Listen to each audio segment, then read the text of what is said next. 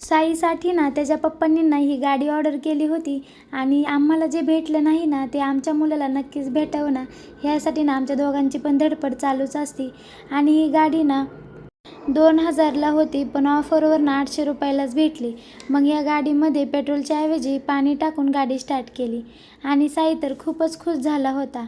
त्यानंतर ना मग आम्ही आलो किराणा भरण्यासाठी. मग जे जे लागत होतं ते सगळं घेतलं. मग बिल वगैरे पे करून गेलो बेकरीमध्ये आणि त्या काकांनी ना मला टेस्ट करण्यासाठी टोस्ट दिली होती. मग खारी टोस्ट वगैरे घेऊन घरी आलो आणि घरी आल्यावर ना आधी देवपूजा वगैरे करून घेतली आणि तेवढ्यात ना किराणा द्यायला पण ते लोक आले होते.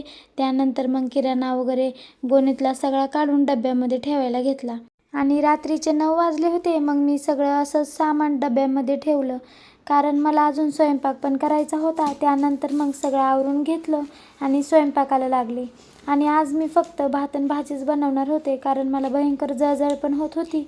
आणि मग शेवग्याची शेंग टाकून डाळ बनवली आणि जळजळ पण होत होती, म्हणून ताक प्यायला घेतलं. आणि आजच्यासाठी एवढंच होतं. भेटूया नेक्स्ट ब्लॉगमध्ये. Bye bye.